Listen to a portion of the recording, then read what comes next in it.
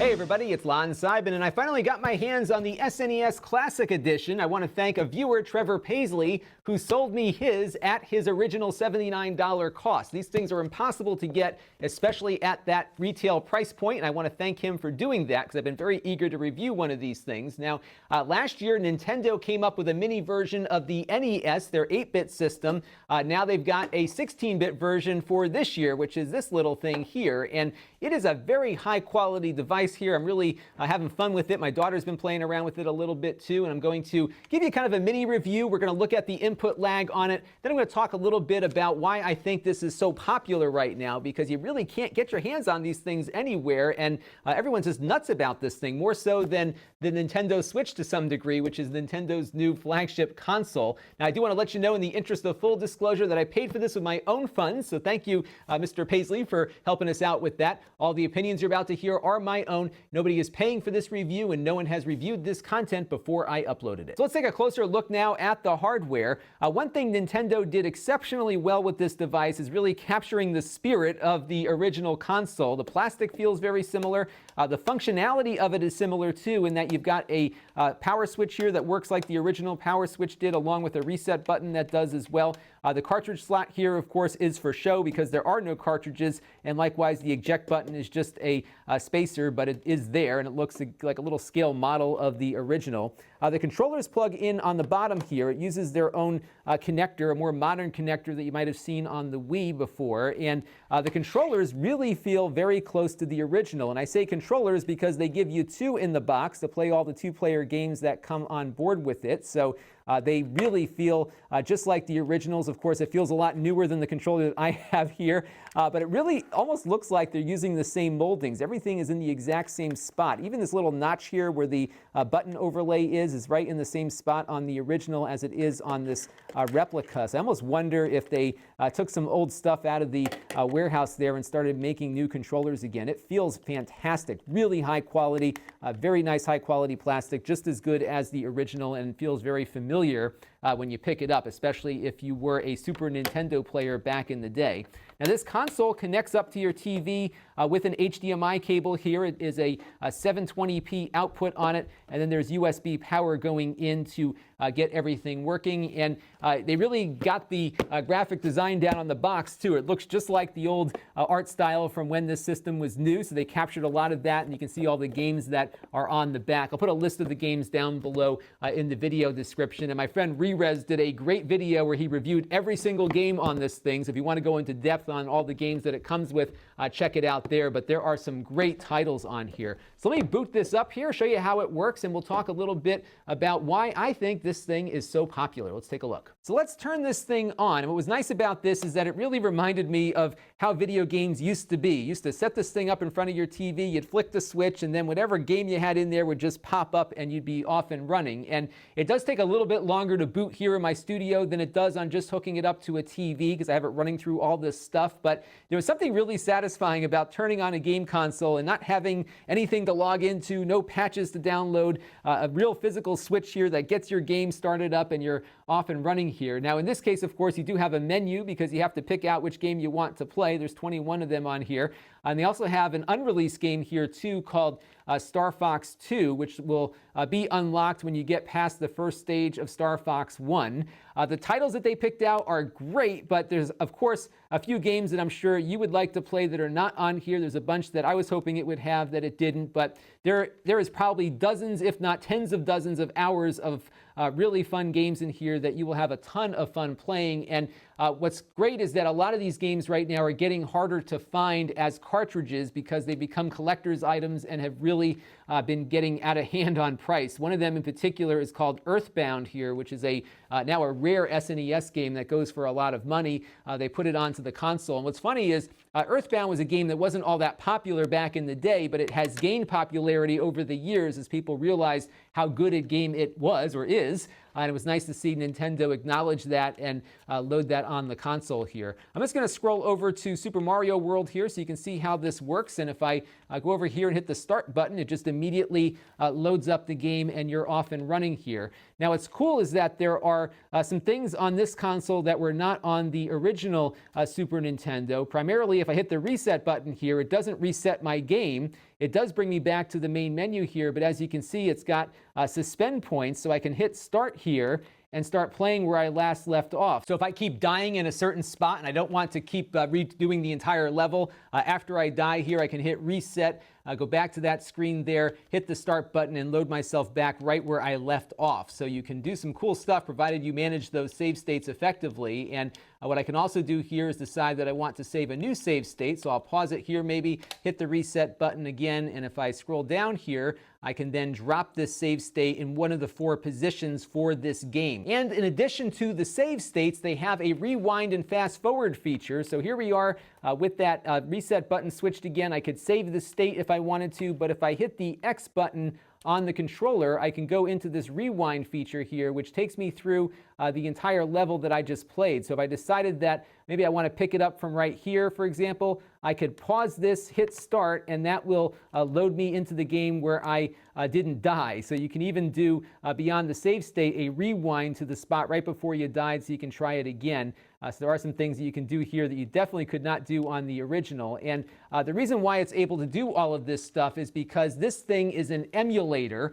Inside, it's actually got the same hardware as last year's NES Classic Edition. It's a fairly low-cost, ARM-based little mini computer, very similar to many cheap Android TV boxes that are out there, but it's been given the single purpose here of running this, in this case, a Super Nintendo emulator, and that gives you some flexibility. Now, the one thing that you give up, though, is a little bit of input lag in the process. As we've been testing here on the channel, input lag is prevalent, especially with emulators and especially with modern televisions and everything else. And what happens is that when you hit the button on the controller, sometimes it takes a little bit of time for the character on screen to react to that button push. So if we jump back into the game here, you're probably not going to be able to see this as I'm playing the game here, but it feels like there's very little lag as I hit the jump button here for Mario, for example. But in actuality, when we went and measured it with our usual methodology, we found that there was about an 80 millisecond delay from the time that a button is pushed to the time that something happens on screen. That's not bad at all for a very inexpensive emulation console. We've seen far worse on some of the clone consoles we've looked at, but it is not as good as the original might be, of course, hooked up to a CRT television. Now what we do to test this is I plug it into my 4K Samsung TV over there. That's got the lowest latency in the house to start with. And our benchmark is usually put up against the Analog NT Mini, which is a super expensive NES clone console that came out last year that runs with a special chip called a field programmable gate array. This is getting into the technical weeds, but that chip basically simulates the old hardware, and we get a 44 millisecond input lag on that, so that one is the best.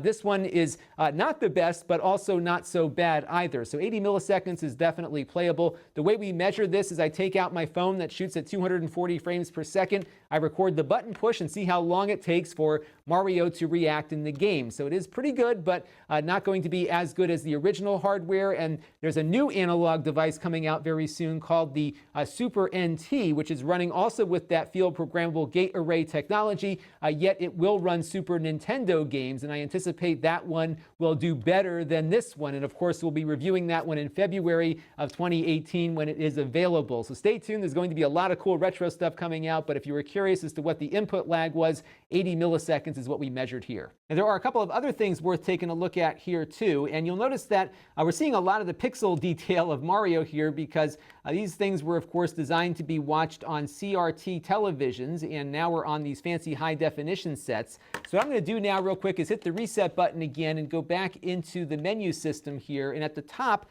they have some display options. And one thing I was surprised about was the CRT filter, which puts scan lines into the mix to make it look more like a traditional CRT television. And it does blur the image slightly, but I also found that blur helps make the image look a little more authentic to the original, because I was noticing as I was sitting relatively close to my big television that I was seeing a lot of pixels and not a lot of detail here. And this little blur that goes along with the scan lines here, I think does make the game look a little better in that it looks more authentic. So this one might be a mode you might want to play in. There's a couple of other display options here as well that you can take a look at. They have Pixel Perfect here, which gives you square pixels, but that is going to make the image look a little more squished. So although this is the natural habitat, if you will, for the Super Nintendo, most of us played on CRT televisions that would stretch out the image a bit, which is why that CRT mode is probably the way to go, or at least the 4:3 mode is the way to go. You also have the ability to put in some frames here, so if you don't like having those black borders, you could select something funky like this, and if we go back into the game now, you'll see that we've got something more fun here to play with, and there you go, we've got that little pastel going on in the background there. So lots of great options for adjusting your images to make them look better or worse depending on what your memories are of the Super Nintendo back in the 90s. They also have a manual section here, so if you take out your smartphone and scan that barcode right there, you can hop over to a website that Nintendo has set up. This is available publicly, of course, so you don't need the Super NES Classic to get yourself there. You can load up one of the games here on the list and get a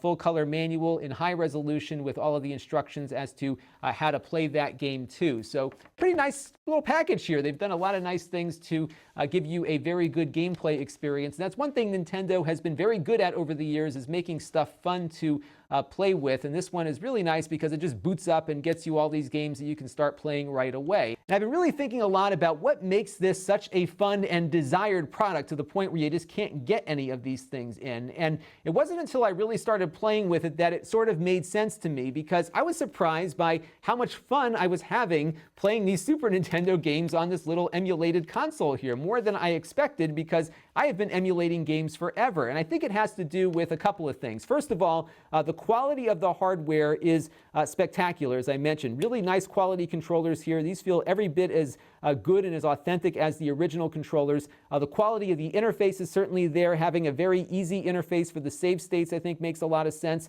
And I really like the fact that when I got home and plugged this thing in, I turned it on and it just kind of came up just like the old Super Nintendo did with a real switch. All of those things really felt pretty authentic to me. But I think what really did it was the fact that when you get this thing and play it with the wired controller, you're often having to sit on the floor relatively close to your TV to get the game to work, because you only have probably about 4.5, 5 feet, or about 1.3 to 1.5 meters of cable length, which is better than the last edition that came out, but still, of course, not as convenient as a wireless controller might be. And my daughter and I were playing with this thing, sitting on the floor, playing video games the way I used to play video games when I was a kid. And that really, for some reason, just that position of sitting on the floor, looking up at the TV, kind of replicated the fun of those days in a way that I hadn't really thought about up until I hooked this thing up to my TV and started playing with it. So I think there's some value there for older players for sure. I think for newer players who are now really appreciating some of these games that were available on these 16-bit platforms and had a hard time really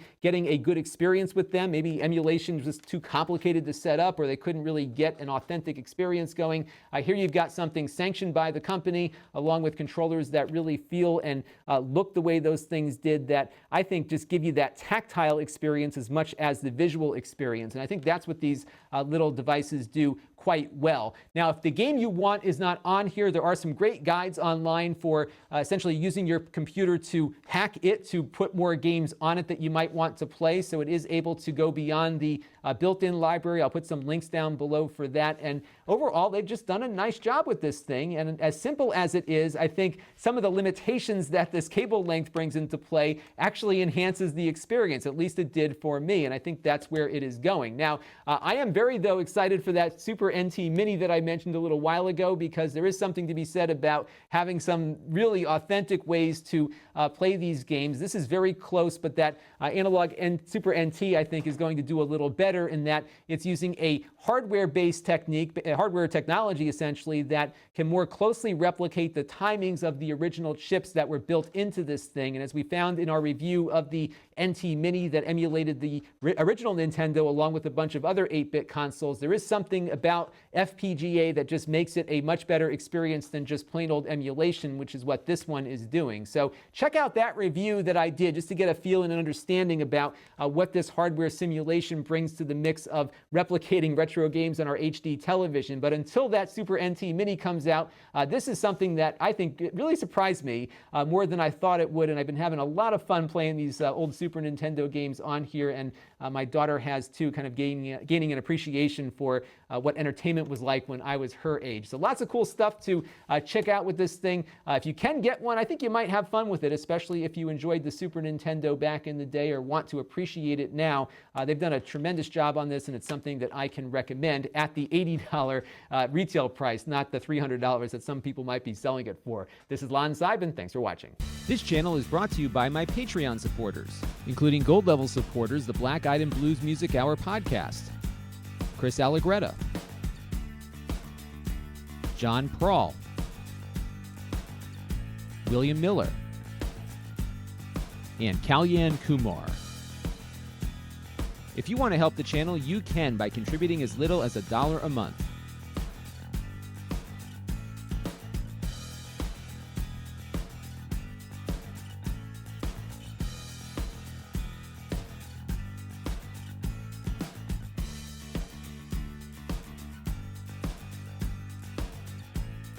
Head over to Lon.TV/Patreon to learn more.